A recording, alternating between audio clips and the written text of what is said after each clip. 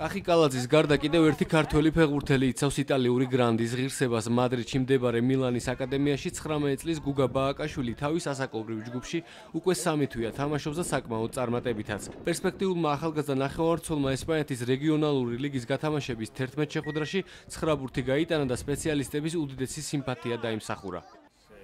ჩემპიონატი უკვე დაწყებული იყო, გუგა რომ დაგვემატა საკონტროლო მატჩებსა და ვარჯიშებზე იმდენად მოგვეწოდა, რომ ესპანეთის ფეხბურთის ფედერაციას გამონაკლისის სახით მისი დამატება ვთხოვეთ. გუგამ იმედები გაამართლა შეხვედრაში საშუალოდ იგი 1 ბურთს იტანს.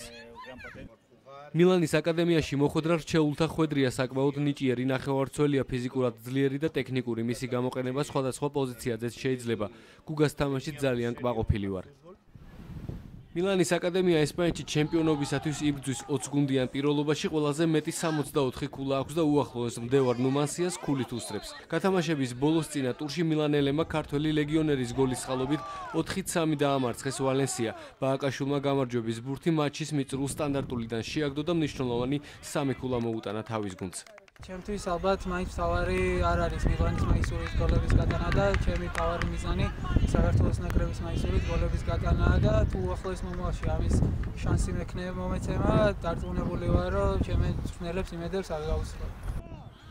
ჩემპიონის ვინაობა 15 მაისს გახდება ცნობილი, თუმცა 19 წლის ქართველი ფეხბურთელის მთავარი მიზანი მაინც საქართველოს ახალგაზრდულ და ეროვნულ ნაკრებებთან ერთად საერთაშორისო არენაზე წარმატებული თამაში გახლავთ. ახლო მომავალში თუ გვექნა ჩვენ შეხვედრები, თქვა ამხანაგური ან თქვა ისეთი თამაში ერთმანეთში რა, და უცილებლად თუ ფიზიკურად აქ იქნება და დავაკვირდებით და ამაზე პრობლემა არ არის, პირიქით. საქართველოს არ აქვს დასაკარგი ფეხბურთელები. დარწმუნებული ვარ, რომ აუცილებლად ექნება მაგ ბავშვს შანსი, რომ გასინჯოს საქართველოს ნაკრებში. მე დარწმუნებული ვარ, რომ ეს ინფორმაცია ოთარის ექნება გაბელიას და ყველანაირად ოთარი, უცაევი, იქ დევდარიანი, ჯორჯიკაშვილი, აკობია, მაისურაძე სულ ცდილობენ, რომ საქართველოს ფეხბურთის კი ვინც არის ნიჭიერი ახალგაზრდა, ყველას მოუხმო და სინჯები ჩაუტარო.